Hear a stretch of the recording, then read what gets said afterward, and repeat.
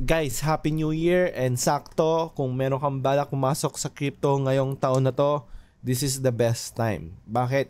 Kasi marami tayong bagong campaigns galing sa OKX at isa to sa mga examples na ipapakita ko sa inyo ngayon. Ang tawag ito ay C-Token Frenzy. And mapapansin mo, kakasimula pa lang tong campaign nito January 14. And until January 31 siya, simple lang ang gagawin mo dito, mag-register, mag-deposit, mag-trade. Ganun lang yun. Anong makukuha mo dito sa campaign na to? So makikita mo may up to $165,000 in rewards.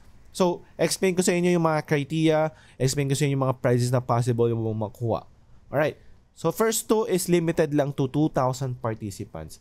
Paunahan po ito, and ngayon kakalabas lang po ito, no? So most likely kung napanood mo tong video na to, may chance ka pa makakuha nito. So first time mo mag-deposit sa OKX, automatic meron kang 200 Pengu token. Ang isang pengo is around 0.038 ata, something like that, no?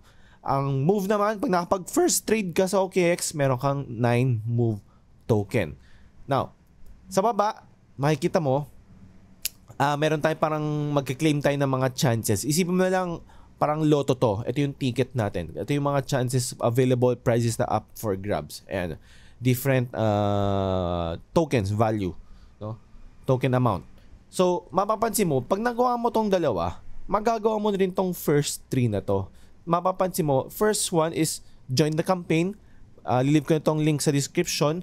Then, click mo lang, mag-join ka. Siyempre, gawa ka muna account. Then, join ka. Automatic, may 1 claim chance ka na agad.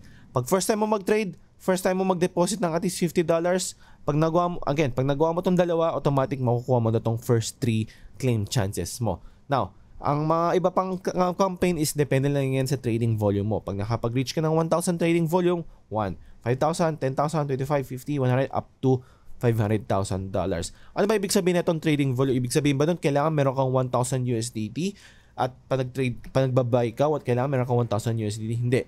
Nag-accumulate yan. So, kunwari, meron kang $100, nagbabay and sell ka ng Pengu, Move, or Banana pairs, and nakaabot ka ng 1,000 USDT trading volume, nakapag-buy and sell ka ng up to 1,000 trading volume, may makukuha ka ng 1 claim chance. So, pwede kang makakuha up to multiple claim chances kung maabot ka ng 500,000 USDT. So, itong mga claim chances mo, pang-open mo yan ng mga chest kung saan ito yung mga possible prizes na makukuha mo.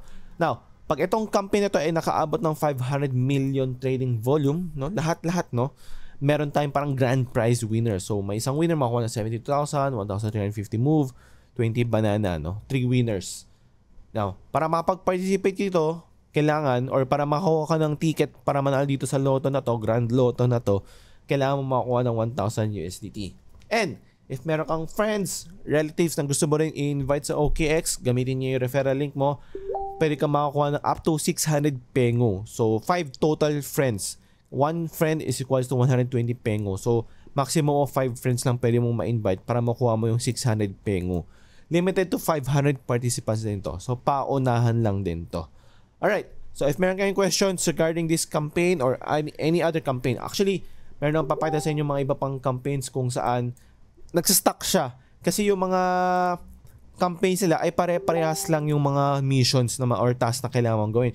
Mag-deposit ka, mag-trade ka, mag-participate ka campaign, mag-refer ka ng friends, lahat yun. So, ang technique ko sa inyo is, once nakapag-register ka ng account, nakapag-verify ka na, lahat ng campaigns na pwede mong makita, i-join mo. Bago ka gumawa ng deposit, bago ka mag-trade, i-join mo muna lahat ng mga campaigns.